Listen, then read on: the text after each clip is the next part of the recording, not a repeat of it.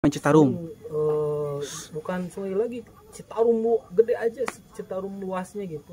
Kan Citarum kan ada sungainya, ada walungan, ada yang itunya yang apa yang gedenya. Kalau di Cililin tuh bukan sungainya, yes mungkin sungai Citarum lah. Yang gede gitu tuh yang naik rakit ke sana ke tengah. Sendiri tuh tak? Sama tetangga. Oh, sama tetangga. Maklum kakek kan mantan pensiunan tentara. Mantan pensiunan tentara, ia tegas. Ngelihat saya main ke tengah-tengah laut, pulang. Nah di situ ada keanehan juga.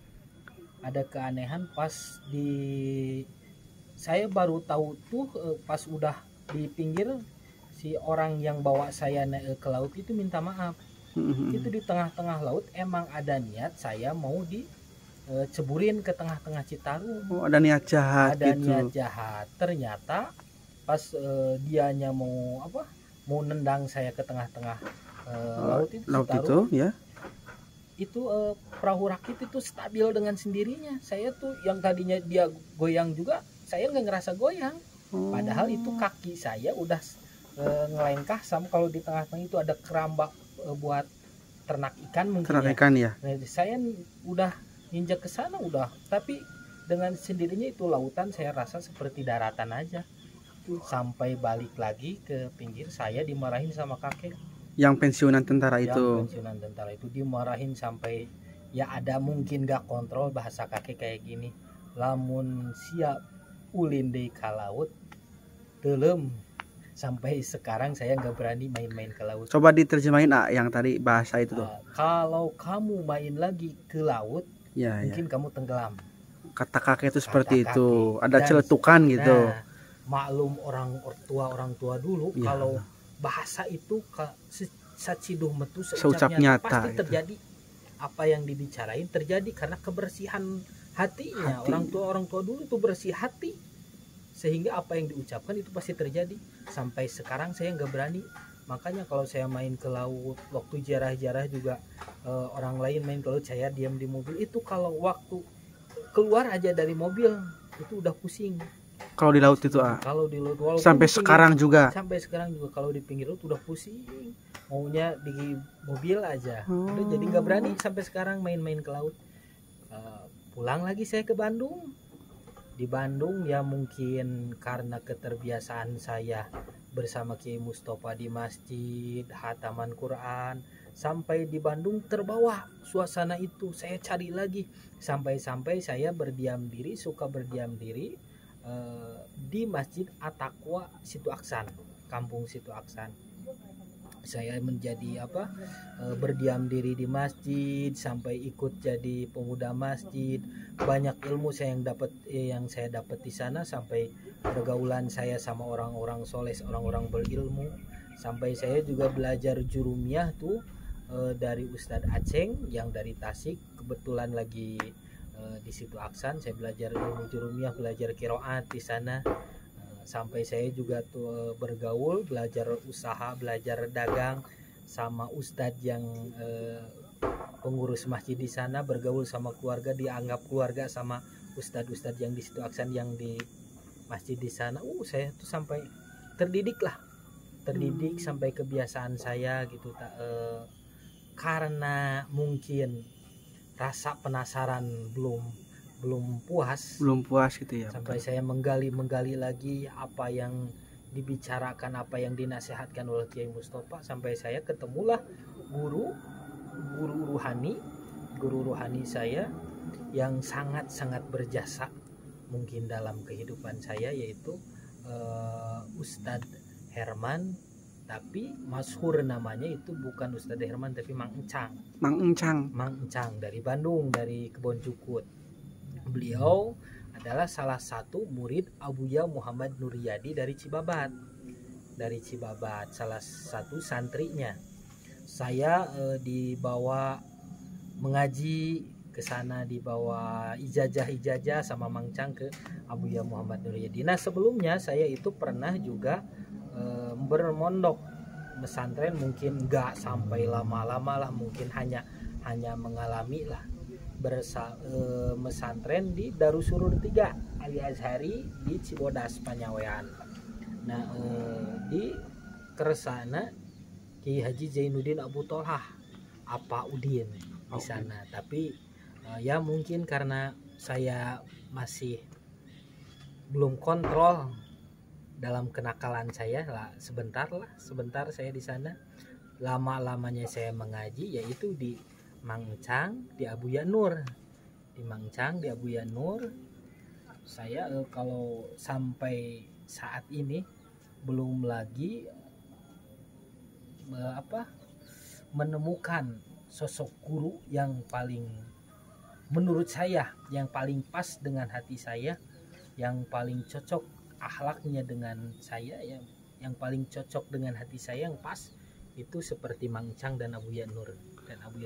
Seperti sudah ada chemistry gitu mungkin ayah. Ya chemistry-nya udah cocok mungkin. Ya seperti mendidik murid itu bukan seperti ke murid tapi seperti ke anak sendiri. Ke anak sendiri. Itu tarbiyah ya yang saya dapatkan di Cibabat lah. Termasuk salah satunya di Abuya Nur. Sampai saya belajar ilmu hikmah, belajar ilmu fikih, belajar ilmu tauhid, belajar ya seperti fan yang paling wajib lah. Nah mungkin itu saya sedikit tertarik mengenai ilmu hikmah itu Nah dulu belajar ilmu hikmah, belajar ilmu apa aja itu Yang dimaksud ilmu hikmah itu mungkin sebagian orang mengartikan ilmu hikmah itu ilmu keanehan, ilmu keajaiban, ilmu keahengan cek bahasa Sunda mah. Itu mungkin bisa jadi kesana mengarahnya. Tapi yang dimaksud ilmu hikmah yang saya terima dari guru-guru saya itu ilmu hikmah bagaimana kita itu menggali hikmah dalam setiap keadaan, dalam setiap kejadian, baik itu kebahagiaan, baik itu musibah, baik itu pedih yang kita alami, yang hati kita alami, bagaimana kita mencari hikmah dalam setiap keadaan itu.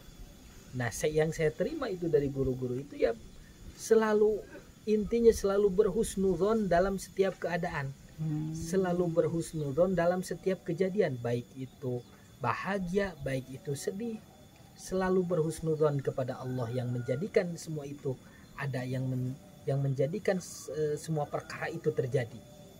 Nah itu yang saya terima. Jadi ilmu hikmah itu seperti itu gitu ya. Menggali hikmah dalam setiap keadaan, dalam setiap kejadian, baik itu bahagia maupun derita. Bagaimana kita menghadapinya supaya kita kuat. Nah terbentuklah seperti yang Ayu Giliat seperti ini. Kenapa kan lazimnya orang kota nggak mungkin, mungkin mau berdiam diri menetap di area seperti ini gitu area ayah. Seperti ini. Terpencil karena gitu karena keterbiasaannya saya menghadapi didikan dari guru saya, menghadapi tarbiyah dari guru-guru saya, mungkin tempat untuk lingkungan, untuk kejadian apa yang ada menghadap kepada saya itu mungkin jadi hal yang biasa, bukan menjadi tujuan. Jadi tujuan kita itu bagaimana menyikapi kita dalam setiap keadaan dimanapun dan kapanpun gitu ta. Jadi yang terpenting itu bagaimana kita menghadapinya, bukan di mana kita ditempatkan atau di mana kita menghadapi apa yang kita hadapi, bukan apa yang kita hadapi, bukan apa yang kita terima, tapi lebih dari bagaimana kita menyikapi apa yang datang kepada kita dan apa yang kita terima. Seperti itu ya. Nah mungkin tadi sudah dijelaskan sama kenapa alasan tinggal di sini ya, seperti itu tadi mungkin dijelaskan. Nah sekarang saya mau nanya terkait ilmu hikmah. Kan tadi bilang hikmah itu bisa mengambil hikmah dari setiap cobaan ataupun kebahagiaan ataupun derita gitu aja. Hikmah dalam konteks ini tuh hikmah seperti tadi yang katakan, ada yang katanya kadugalan, tidak bisa dibacok katanya gitu. Itu mendalami sampai nggak mendalami ilmu seperti itu Dulu mungkin sempat belajar, mungkin ya sempat belajar, bahkan termasuk murid yang paling cepat jadi itu termasuk salah satunya saya. Paling cepat jadi itu dalam artian kalau orang lain belajar sampai 2 bulan 3 bulan, saya mah nggak sampai bulan-bulanan, seminggu 2 minggu bisa jadi. Mungkin dulu berarti langsung praktek gitu langsung praktek, langsung dipakai pakai parang langsung, pakai parang langsung sampai jangankan parang ya ini, jangankan parang kena sama kita, orang mau niat jahat itu nggak belum kena sama kita udah jatuh duluan. Ada ilmu kayak gitu dulu, pernah sempet tapi yang nggak saya dalami, bahkan udah saya buang gitu. Juga udah saya buang juga. Toh yang paling bermanfaat yaitu tadi ilmu selamat. Riweuh diajar gitu mah riweuh. Ini maaf Pak Yugi ya, saya belajar kata-katanya agak belepotan karena saya belum terbiasa dalam berbahasa Indonesia gitu. Bahasa nasional saya belum nggak terbiasa. Justru saya kalau berbicara, kalau ngobrol yang buat orang lain nyaman ngobrol sama saya itu karena ceplas-ceplos saya dalam berbahasa Sunda mungkin. Ya karena mungkin ini buat konten, orang yang dengar kan bukan hanya orang Sunda. Iya. Satu Indonesia mungkin ya, bisa melihat gitu ya. Mungkin bisa melihatnya, ini mungkin untuk kemudahan untuk mereka aja yang mendengar lah. Nah ini mah iseng-iseng saya mau nanya, semenjak tinggal di sini gitu kan ini bisa dikatakan tempat terpencil dan juga dikelilingi oleh kuburan ya. Itu mah mungkin udah pasti udah lumrah kalau misalkan ada suara-suara aneh ataupun apa kalau tiap malam gitu Nah ini pertanyaan saya kalau misalkan tengah malam nih, karena misalkan suka ngerokok atau apa gitu ya, ataupun mau ngopi kopinya habis, ini kan jauh ke tempat warung gitu ya, gimana tuh Kalau untuk tengah malam ya mungkin ya kalau lagi ada motor ya saya mudun. Berani berarti? Berani jangankan pakai motor, saya kalau jalan sendiri juga udah biasa mungkin. Karena udah biasa lah. Tapi alhamdulillah semenjak di sini sampai sekarang juga nggak ada lah yang ganggu gitu, ya nggak ada. Paling ya kalau sekali-sekali sama anak-anak yang mengaji ke sini suka ada. Kalau sama anak-anak yang ngaji ke sini ya suka ada jahilnya lah. Tapi ke sini nggak ada. Jahilnya seperti apa sih? Boleh tahu? Seperti menyerupai orang lain gitu, bercanda padahal nggak ada, orangnya udah ada di sini. Gitu ya. Ya mungkin hanya untuk menghilangkan ketakutan mungkin ya. Dia tuh di depan sana udah, karena hujan di sini, hujan deras, mungkin jalanan licin, si motor simpan di sana di jalan dekat kuburan berarti. Dekat kuburan di sini.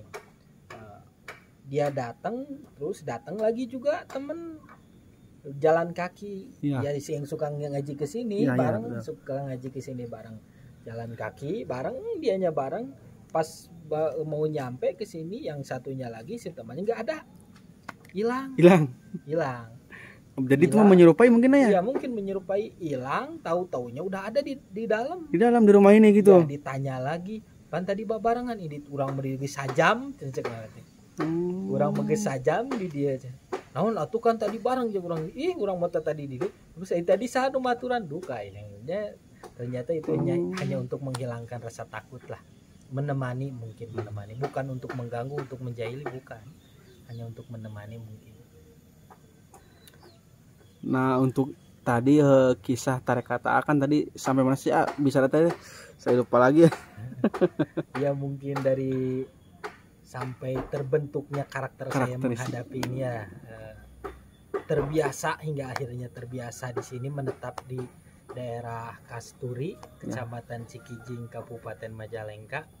Ya mungkin awalnya mungkin kalau untuk ditelusuri, kalau untuk buat histori saya bukan di sini, berawal dari mungkin di Garut Limbangan saya pernah, di Ciwidey saya pernah, terus daerah Cianjur juga, Cidaun saya pernah, sampai di sinilah puncak akhirnya mungkin, gitu ya. Ya mudah-mudahan nggak kemana-mana lagi, karena mungkin di sini saya udah punya anak juga, udah punya keluarga juga di sini.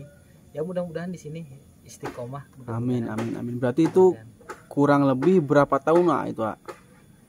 Ya untuk perjalanan ya lebih lah, untuk perjalanan dari mungkin selesai saya mengaji itu dari Mangcang, dari Abu Yanur itu bisa. Ya mungkin sekitar 7 tahun lebih lah. 7 tahun lebih tahunan lebih saya berber kayak dia gitu nya, neangan ilmu, nyiar ilmu gitunya. Neangan eueuh. Sari yang tidak ada.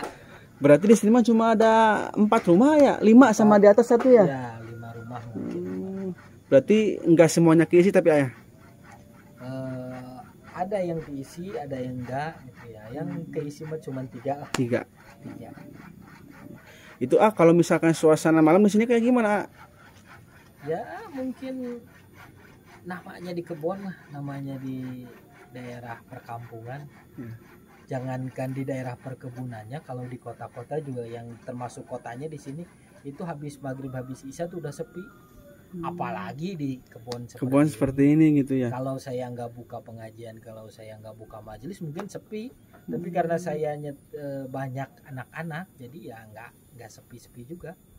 Banyak anak-anak mengaji ya. Itu biasanya anak-anak mengaji itu usia berapa tuh? Kalau untuk anak-anak ya mungkin ada yang udah rumah tangga, ada yang baru remaja.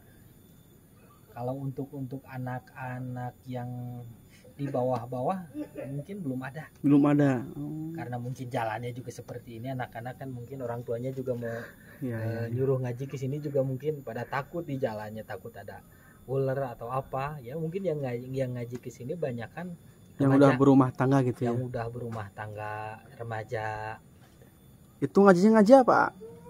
Kalau untuk malam Jumat kajiannya kitab Sapina, kitab Sulamu Taufik, dan Tizan. Kalau untuk malam Selasa ya tajwid, sifatul huruf, ngaji Quran lah, ngaji Quran. Berarti itu rutin tuh berarti ayah? Rutin malam Selasa, malam Jumat. Kalau hari-hari biasa suka banyak anak-anak yang bertamu ingin niis gitunya, terus ngobrol-ngobrol solusi. Iya seperti gini ayah gitu ya, bertukar pikiran gitu ya, curhat ya betul. Mungkin segitu dulu mungkin ayah untuk perbincangan kita kali ini. Mungkin sedikitnya sudah dikupas tuntas dari mulai perjalanan tarekat gitu, dari mulai dulunya tuh dari Bandung sampai bisa menetap tinggal di sini seperti ini. Mungkin tadi juga alasannya juga sudah dijawab sama sendiri. Mudah-mudahan juga nanti kedepannya majelis ini bisa tambah berkembang, tambah maju, tambah ya bisa lebih layak lagi mungkin seperti itu. Nanti juga mungkin jalannya bisa difasilitasi juga, mungkin mudah-mudahan ada orang dermawan ya ayah. Amin. Oke siap, terima kasih kurang lebihnya mohon maaf. Assalamualaikum warahmatullahi wabarakatuh. Waalaikumsalam.